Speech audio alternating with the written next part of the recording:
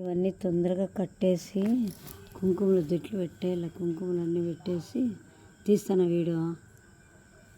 తీస్తాను. ఇవన్నీ స్వామికి ఈరోజు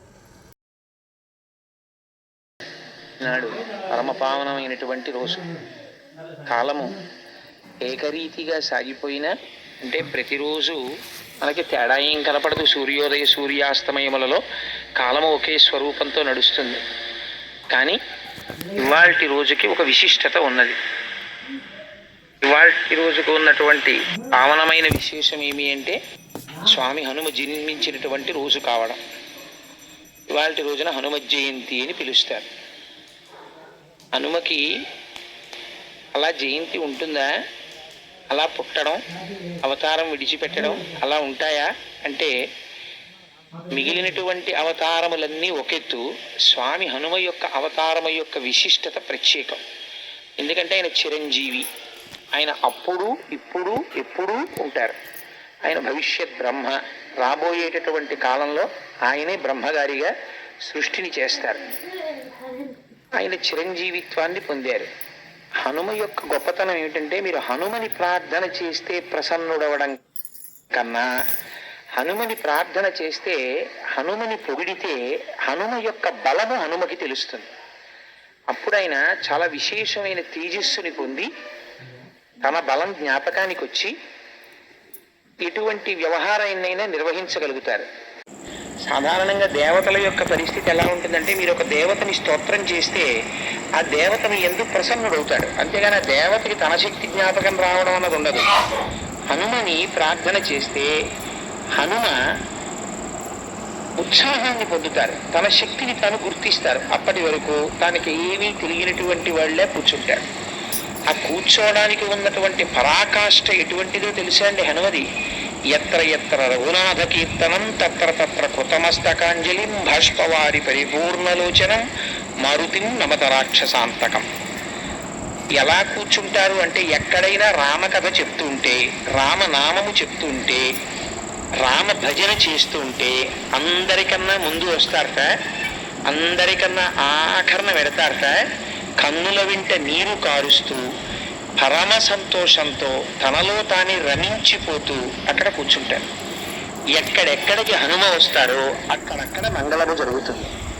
హనుమని ఆరాధించేటటువంటి విధానంలో మనకి 2 తిథులు చాలా ప్రశస్తంగా కనపడతాయి. హనుమ యొక్క ఉపాసన, హనుమ యొక్క మంత్రము, హనుమ యొక్క ఆరాధనకి సంబంధించినటువంటి విశేషముల గురించి చాలా గొప్పగా మాట్లాడినటువంటి గ్రంథం పరాశర సంహిత. ఆ పరాశర సంహితలో హనుమ యొక్క విశేషాలని చాలా విధానంగా వర్ణించారు.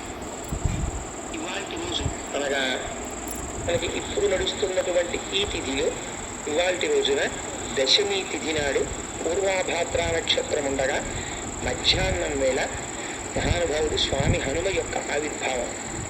కానీ గమ్మత్తు ఏంటంటే శాస్త్రంలో ఏమన్నారంటే ఒక్కొక్కసారి నువ్వు నక్షత్రమును చూడవలసిన అవసరం లేదు అన్నారు. ఈ నెలలో మనకి వైశాఖ మాసంలో వచ్చేటటువంటి కృష్ణపక్షంలో బహుళ దశమి నాడు మధ్యాహ్నం వేళ ఒకవేళ ఏ కారణం చేతనైనా ఉత్తరాభాద్ర నక్షత్రం కలవకపోయినా సరే హనుమ జయంతిని మాత్రం చేసేస్తారు.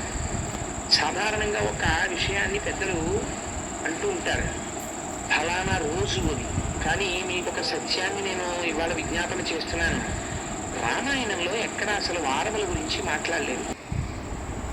హనుమ జయంతికి సంబంధించి కూడా ప్రమాణం ఏం చెప్తారంటే వైశాఖ మాసంలో కృష్ణపక్షంలో ఏనాడైతే దశమి తిథి వస్తుందో ఆ దశమి తిథి నాడు పూర్వాభాద్ర నక్షత్రము ఉంటే ప్రశస్తం. పూర్వాభాద్ర నక్షత్రం లేకపోయినా నువ్వు దాని గురించి విచారించవలసిన అవసరం లేదు. దశమి తిథి నాడు హనుమ జయంతి చేయవచ్చు. నక్షత్రంలో స్వామి హనుమకి ప్రవర ఉన్నది. ఆయన తండ్రి గారు కేసరి. అలాగే మరి తాతగారి పేరు ముత్తాతగారి పేరు కూడా కళ్యాణంలో చెప్తారు. చెప్పినప్పుడు హేమగర్భుడు అని వాళ్ళ ముత్తాతగారి పేరు. అందుచేత వాళ్ళు ధరించాలి అంటే ఒక తండ్రి కడుపున పుట్టినటువంటి పిల్లవాడు సన్యసించడానికి నియమం చెప్పారు. నేను సన్యాసం అందుచేత వాళ్ళు ధరించాలి అంటే ఒక తండ్రి కడుపున పుట్టినటువంటి పిల్లవాడు సన్యసించడానికి నియమం చెప్పారు. సరే, ఇప్పుడు నేను ఆ సన్యాస నియమం గురించి మాట్లాడను. కానీ వివాహం చేసుకోకుండా ఉండిపోయాడు అనుకోండి ఎవరైనా, అలా ఉండిపోతే ఏమవుతుంది అన్నారు. ఒక తండ్రి కడుపున పుట్టినటువంటి పిల్లవాడు వివాహం చేసుకోకుండా ఉండిపోతే తల్లిదండ్రుల యొక్క శరీరములు పడిపోయిన తరువాత, అనగా వారు దేహమును చాలించిన తరువాత వారి శరీరాలని చెట్లకి తిప్పి కట్టేస్తారు. ఎందుచేత అంటే నువ్వు వివాహం చేసుకోనటువంటి సంస్కార భ్రష్టుడైన కుమారుణ్ణి కన్నావు కనుక అని. అందుకని ఉండకూడదు, వివాహం చేసుకుని తీరాలి. అలా చేస్తే అపారమైన ప్రయోజనము. మనుష్య జన్మ ఎత్తి హనుమ జయంతి నాడు మీరు హనుమ దేవాలయానికి వెళ్ళక, హనుమ గురించి వినక, ప్రార్థనా శ్లోకము చెప్పక మీ రోజు గడిచిపోయింది అనుకోండి, మీ జీవితంలో ఒక మహద్భాగ్యాన్ని మీరు వదిలిపెట్టేసినట్టే. అందుకే ఇవేమీ చేయలేకపోతే ఏం చేస్తావు? అంత భక్తుడు ఇంటికి నీకు అనుమతి ఉంటే నీ ఇష్టం వచ్చినట్టు వెళ్ళి క్యూ కట్టి ఇస్తానంటే కుదరదు. ఆయనకి ఇష్టం అయితే పుచ్చుకుంటారంతే. నీకు అంత చనువు ఉంటే మాత్రమే ఆయనకి 5 పళ్ళు ఇస్తుంది. మీరు ఇస్తే వారు పుచ్చుకున్నారనుకోండి, పుచ్చుకుని ఆయన ముఖంలో వేసుకున్నారనుకోండి, నీ జన్మ తరించిపోయినట్టే. ఎందుకని అంటే అది సాక్షాత్ హనుమ యొక్క స్వీకారమే. వారు తీసుకున్నట్టే లెక్కని చెప్పింది పరాశర సంహిత. నేనేమన్నా చేత 5 అంకె మీద పండు, 5 అంకె మీద ఆకు, 5 అంకె మీద నీతి అత్తములు. కనీసం వచ్చేసారి మీకు ఎవరైనా చక్కగా ఆలయంలో అర్చన చేసేటటువంటి వారు, అటువంటి వాళ్ళు సీతారామచంద్రమూర్తిని నమ్ముకున్న భక్తులకి ఇవ్వండి. ఇస్తే మీరు ధరిస్తారు. హనుమ నేను ఇంతకీ ఎందుకు చెప్పానంటే ఈ మాట, బుద్ధి యశో బలం ధైర్యం. ప్రతిరోజు ఒక్కసారి పిల్లలు కాని పెద్దలు కాని హనుమ యొక్క మూర్తి ముందు నిలబడి, హనుమ యొక్క మూర్తి లేని ఇల్లు ఉంటుందని నేను అనుకోవట్లేదు, నిలబడి ఒక్కసారి స్వామి అని ఇలా నమస్కారం చేశారనుకోండి, ప్రయాణానికి వెళ్లే ముందు హనుమ యొక్క నామాలు కొన్ని ఉన్నాయి. ఆ నామములను మీరు ఒక్కసారి చదివి బయలుదేరారనుకోండి, ప్రయాణ కాలంలో వెడుతున్నప్పుడు మీకు ఏదైనా ప్రమాదము జరగవలసి ఉన్నది అనుకోండి గ్రహరీత్యా, అప్పుడు యాక్సిడెంట్ అంటారు, ప్రమాదం జరిగి నిత్తురు చిందవలసినటువంటి రోజు గ్రహస్థితిలో వచ్చిందనుకోండి, అప్పుడు మీరు హనుమానం జనాసూను వాయుపుత్రో మహాబల రామేష్ట ఫల్గుణస్సక పింగాక్షో అమిత విక్రమ బుధవిక్రమణశ్చైవ అని ఆ నామాలు ఉంటాయి.